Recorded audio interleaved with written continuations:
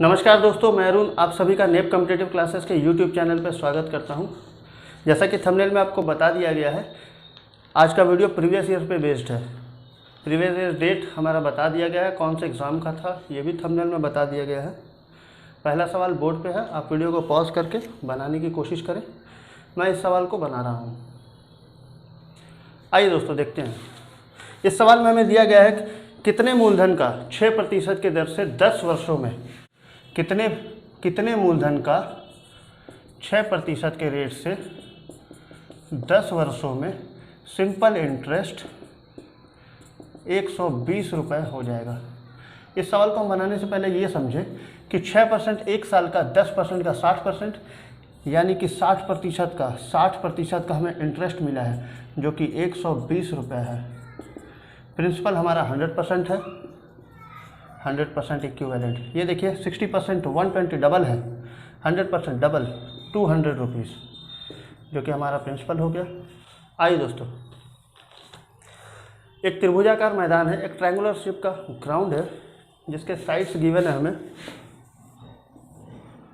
78, 72 और 30, और इस पे समतल मैदान को प्लेन करने के चार्जेस जो है 20 पैसे पर मीटर स्क्वायर है। तो इसके लिए हमें पहले इस ट्रायंगुलर शेप ग्राउंड का एरिया निकालना होगा। इसके लिए हमें एस की ज़रूरत है। एस यानी सेमी पेरीमीटर। 78, 72, 150 प्लस 30, 180/2, 90। इस एरिया की बात करी जाए हीरोन फार्मूले को लगा करके, तो 90 इंटू इन दोनों का डिफरेंस जो कि 12 का है, इन दोनों का डिफरेंस जो कि 18 का है, इन दोनों का डिफरेंस जो कि 60 का है। जब हम इसे सॉल्व करेंगे ये 2 0 1 0 1 0, ये 2 0 हो गए, यानी कि 1 0 इससे बाहर आएगा। और जब हम इसे सॉल्व करेंगे तो हमारा उत्तर आएगा 1080 मीटर स्क्वायर, और 1 मीटर का कॉस्ट हमें पड़ रहा है 20 पैसे। यानी कि अगर मैं इसे सॉल्व करूं 20/100 1/5, जितना एरिया होगा उसका 1/5 कॉस्ट पड़ेगा, यानी कि 1080 का 1/5 216 रुपीज़ हमारा आंसर है। उम्मीद करता हूँ चीज़ें आपको अच्छी तरीके से समझ आ रही हैं। अगला सवाल बोर्ड पे लग रहा है, आप उसे बनाने की कोशिश करें वीडियो को पॉज करके। आइए दोस्तों, एक आयत की लंबाई और चौड़ाई, लेंथ और ब्रेथ का रेशियो 3:1 है, जबकि इसका पेरीमीटर की अगर बात करी जाए तो वो 96 है। पेरीमीटर में 2 बार लंबाई और 2 बार चौड़ाई होती है, तो 1 बार लंबाई और 1 बार चौड़ाई 48 होगी, और 1 बार लंबाई और 1 बार चौड़ाई का सम 4 है। 4 इक्विवेलेंट 48, लंबाई हमें बतानी थी जो कि 3 है, 3 इक्विवेलेंट, ये 12 टाइम्स जा रहा है, ये 12 सम जाएगा 36, हमारा उत्तर हो गया। उम्मीद करता हूँ चीज़ें आपको समझ आ रही हैं। अगले क्वेश्चन की तरफ हम चल रहे हैं। अगले क्वेश्चन बोर्ड पर लगा दिया गया है, आप उससे बनाइए और बना के सॉल्व करने की कोशिश करें।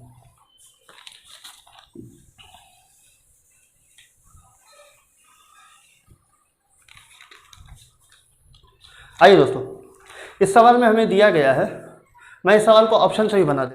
इस क्वेश्चन में हमें एलसीएम और एचसीएफ दिया गया है 2 संख्याओं का, पहली संख्या दी गई है, दूसरी संख्या पूछी गई है। इस सवाल को ऑप्शन से ही सॉल्व किया जा सकता है, बनाने की कोई आवश्यकता नहीं है। सिर्फ एक कॉन्सेप्ट हमें पता होना चाहिए, उसके बाद ये क्वेश्चन सॉल्व हो जाएगा। आइए देखते हैं। पहले मैं ऑप्शन बोर्ड पर लिख देता हूँ।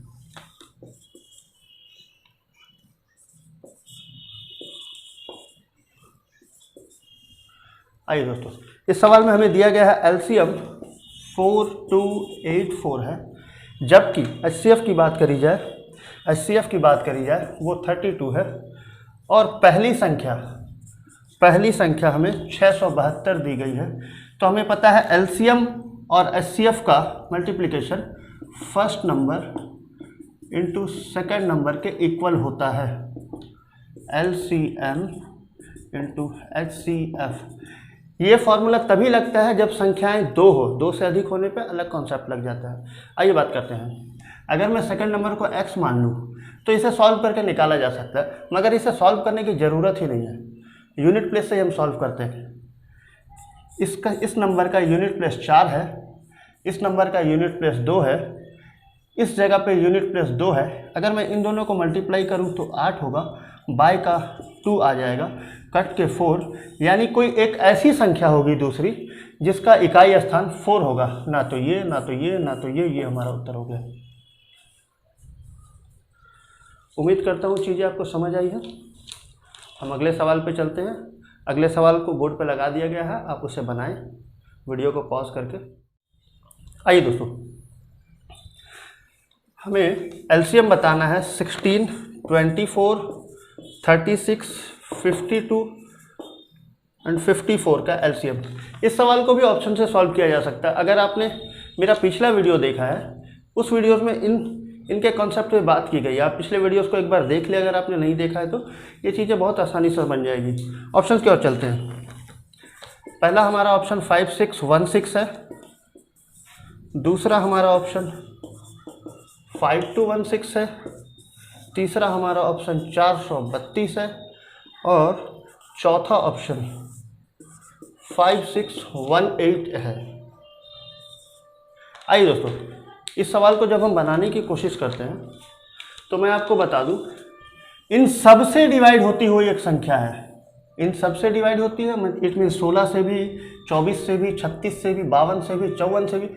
तो इस सवाल को हम जरा सा मोड़ लेते हैं 36 की तरफ। अगर संख्या 36 से डिविजिबल है तो मैं ये कह सकता हूँ वो संख्या 9 से भी डिविजिबल होगी, और 9 से डिविजिबल होने का क्वालिटी ये है कि उसके संख्या के अंकों का योग भी 9 से डिविजिबल होना चाहिए। आइए देखते हैं हम। 6, 7, 6, 13, 5, 18, ये हमारा उत्तर हो सकता है। अगले ऑप्शन पे चलते हैं। 5, 2, 7, 1, 8, 6, 14, ये हमारा उत्तर नहीं होगा क्योंकि 14 9 से डिविजिबल नहीं है। अगले ऑप्शन पे चलते हैं। 5, 6, 11, 11 और 1 12, 12, 8, 20, 20 9 से डिविजिबल नहीं है, अतः ये हमारा उत्तर नहीं होने वाला। इसको देखते हैं। 4, 3, 7, 2, 9, ये संख्या हमारा उत्तर हो सकती है, मगर ये ऑप्शन सॉर्टिंग से हमें ये पता लग गया कि 2 ऑप्शन नहीं होने वाले हैं। आइए दोस्तों, अब मैं इस सवाल पे बात करता हूँ। जो संख्या 52 से 52 से डिविजिबल होगी, जो संख्या 52 से डिविजिबल होगी वो 13 से भी डिविजिबल होगी। 13 से डिविजिबिलिटी का रूल मैंने बताया है। लास्ट के 3 नंबर और उसके पहले जितनी भी संख्याएं हैं उनका डिफरेंस 611, माफ़ी चाहूँगा 616। अगर 616 13 से डिविजिबल है तो ये हमारा उत्तर हो सकता है, और अगर ये पूरी संख्या 13 से डिविजिबल हुई तो ये हमारा उत्तर हो सकती है। ये 13 से डिविजिबल नहीं है, अतः ये हमारा उत्तर है। एलसीएम निकालने की ज़रूरत ही नहीं थी हमें। आइए दोस्तों, अगले सवाल पे चलते हैं। अगला हमारा सवाल है 27, 29, 33, 54। इस जगह पे ब्लैंक दिया गया है। इस जगह पे क्या क्या भरा जा सकता है, ऑप्शन में देख लेता हूँ। 35, 40, 30, 41, डी, सी, बी। आइए दोस्तों, इस सवाल के क्या क्या उत्तर हो सकते हैं उन चीज़ों पे बात करते हैं। हमने देखा कि ये 27 से 29 हुआ है, 2 बड़ा है। 29 से 33 हुआ है, 4 बड़ा है। या तो यहाँ 6 बढ़ रहा होगा या 8 बढ़ रहा होगा। 6 इसलिए 2, 4, 6, 8, 2, 4, 2, 4, 6, 8। आइए देखते हैं। 2, 4, 6 अगर हम बढ़ाएंगे यहाँ पर तो वो 39 होगा। इसके बाद 8 बढ़ना चाहिए, जो कि कंडीशन सेटिस्फाइड नहीं है, और उत्तर में हमारा 39 भी नहीं है। अगर मैं इस जगह पे 8 पुट करके देखूँ, 2, 4, 6, 8, 41, तो इस जगह पे 16 हो जाएगा, जो कि सेटिस्फाई कर रहा है, और 41 हमारा उत्तर भी है, ऑप्शन में है। उम्मीद करता हूँ चीज़ें आपको समझ आई है। अगले क्वेश्चंस की ओर चलते हैं हम। अगला क्वेश्चन बोर्ड पे लगा दिया गया है, उसे आप बनाने की कोशिश करें। आइए दोस्तों, अगले सवाल पे चलते हैं। अगले सवाल पे चलने से पहले मैं थोड़ी बात कर लूँ आपसे। ये वीडियो ऑफलाइन क्लासेस शाम में बंद हो जाने के बाद की जाती है, तो इस वजह से मैं काफ़ी हल्का थका थका लग रहा हूँ। लोग कमेंट करते हैं पर्सनल व्हाट्सएप पे कि सर आप थके थके लग रहे हैं, तो ऐसा थका नहीं है, आप हल्की थकावट नज़र आती है तो आप इन चीज़ों को नज़रअंदाज करके कंटेंट पे समझें, कंटेंट को समझें, सवालों को समझें, तरीके को समझें और वीडियो को लाइक शेयर सब्सक्राइब करते रहें। आगे चलते हैं सवाल पे। रंजीत किसी काम को 25 दिनों में कर सकता है, ये क्वेश्चन में गिवन है। इसके अलावा जबकि अंजी 20 दिनों में कर सकता है। इन दोनों ने मिलकर साथ में 5 दिनों तक काम किया और उसके बाद बचे हुए काम को अंजी कितने दिनों में ख़त्म कर देगा, ये हमारा सवाल है। इस सवाल को समझने के पहले हम जरा ये समझें कि कोई एक ऐसी संख्या कही जाए, ऐसी कोई संख्या कही जाए जो कि दोनों से डिविजिबल हो, तो आप कहेंगे 100। तो मैं ये कह सकता हूँ रंजीत आर लिख दिया, आर से रंजीत किसी काम को 25 दिनों में कर रहा है और वो काम 100 है, तो मैं ये कह सकता हूँ रंजीत एक दिन में 4 काम कर रहा होगा। ठीक इसी तरीके से अंजीत के बारे में अगर बात करी जाए, वो 20 दिनों में 100 काम कर सकता है, इट मीन्स वो एक दिन में 5 काम कर रहा होगा। अगर दोनों मिलके काम करें तो 9 काम पर डे होगा, लेकिन इन लोगों ने 5 दिनों तक काम किया, एक दिन में 9 काम, 5 दिनों में 45 काम इन लोगों ने कर दिया।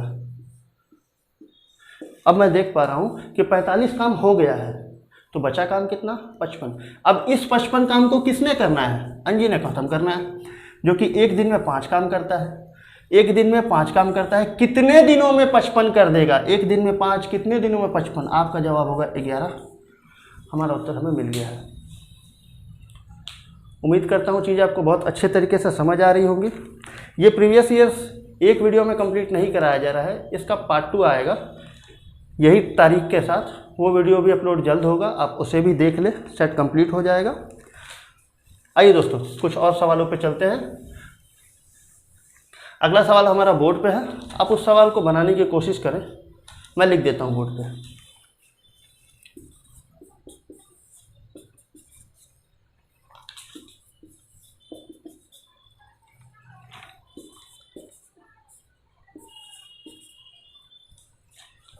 आइए दोस्तों, असल में अगर देखा जाए तो यह सवाल गलत भी कहा जा सकता है। गलत कैसे कहा जा सकता है, उन चीज़ों पे भी बात करेंगे, मगर पहले मैं इस सवाल को सॉल्व करा देता हूँ। हमारा ऑप्शन है 3, 9, 7, 5। आइए दोस्तों, ऐसा कुछ मैं नंबर मान लूँ जो इस इक्वेशन को सेटिस्फाई करे, साथ ही साथ इसको भी, तो मैं ये बोल देता हूँ इसको 2, इसको 1, 2, 1। देखते हैं हम इसे जोड़ने पर 3 प्राप्त हो रहा है और गुना करने पर 2 प्राप्त हो रहा है। जब सारे कंडीशन सेटिस्फाई है तो इसका वैल्यू मैं निकाल देता हूँ। x क्यूब 2 का क्यूब माइनस 1 का क्यूब, 2 का क्यूब 8 माइनस 1 7, हमारा उत्तर हो गया। मगर ये गलत भी हो सकता है, कैसे? चूँकि ये MCQs है, मल्टीपल चॉइस क्वेश्चन है, इस कारण ये सही हो गया। गलत कैसे हो सकता था, अगर मैं इसके वैल्यू को 1 मान लूँ, इसके वैल्यू को 2 मान लूँ, तो भी सारी चीज़ें सेटिस्फाई की जा रही है। मगर क्या वैल्यू हमें निकाल पा रहे हैं? तो आप जो वैल्यू निकालेंगे वो उत्तर में होगी ही नहीं। मगर जैसे ही वैल्यू को मैं पलट के चेक करता हूँ तो वो सेटिस्फाइड है और नन ऑफ दिस ऑप्शन हमारे पास नहीं है, तो हम 7 मार सकते हैं। उम्मीद करता हूँ चीज़ें आपको अच्छे तरीके से समझ आ रही हैं। अगर चीज़ें आपको समझ आ रही हैं तो आप वीडियो को शेयर करें, वीडियो को जितना ज़्यादा हो सके आप शेयर करें। अगले वीडियोस में हम मिलेंगे। Thank you.